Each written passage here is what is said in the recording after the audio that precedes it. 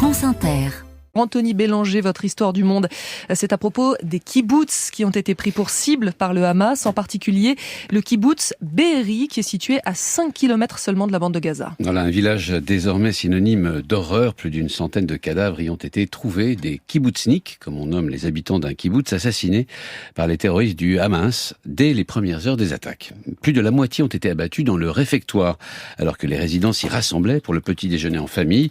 Il faut savoir que ce kibbutz, créé en 1946, 2 ans avant la fondation d'Israël, vit encore selon des principes collectivistes. Ils ne sont plus qu'une trentaine à respecter les fondements pacifiste, égalitaire et solidaire, et à appliquer encore aujourd'hui, selon la sociologue Sylvaine Bull, l'autogestion intégrale et la démocratie directe. Le réfectoire de Be'eri en était précisément le lieu le plus symbolique. Depuis la fondation de ce kibbutz, les repas y étaient servis gratuitement 3 fois par jour, et une partie du millier de résidents venait quotidiennement s'y retrouver pour socialiser. De quoi vivait ce kibbutz ? Alors Be'eri a bien sûr des terres, environ 1200 hectares, mais l'essentiel du revenu de ce kibbutz est ailleurs. Il provient d'une imprimerie installée dans les années 50 et qui reste aujourd'hui une des plus modernes d'Israël.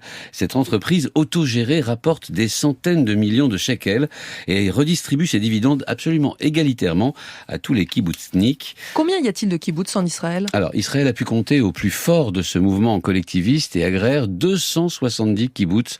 Aujourd'hui, il en reste 250, même si la grande majorité a été privatisée dans les années 80 et 90. Be'eri, martyrisé par le Hamas, fait donc figure d'exception.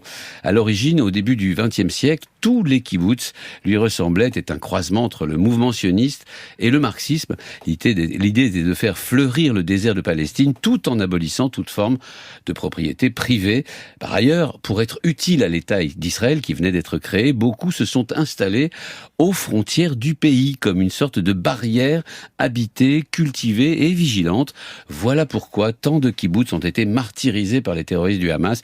Ils longeaient la bande de Gaza comme d'autres le Liban ou encore la frontière avec le Jourdain. Et jusqu'à maintenant, comment se passait la cohabitation entre ces deux populations très proches ? Alors beaucoup de ces kibbutzniks, notamment à Be'eri, militaient pour la paix et tentaient d'appliquer leurs idéaux pacifistes et solidaires avec les Palestiniens du voisinage, comme ceux enfermés dans la bande de Gaza. C'est si vrai que les ultranationalistes au pouvoir en coalition avec Benjamin Netanyahou les détestaient et en avaient fait des cibles politiques assez communes, les traitant de snobs privilégiés, voire de traîtres. Anthony Bélanger pour l'histoire du monde. Il n'y a pas que ce kibbutz de Be'eri qui a été la cible d'un massacre. L'armée israélienne dénonce la même chose pour le kibbutz de Kfar Aza, lui aussi situé le long de la bande de Gaza. Une centaine de civils ont été tués d'après l'armée.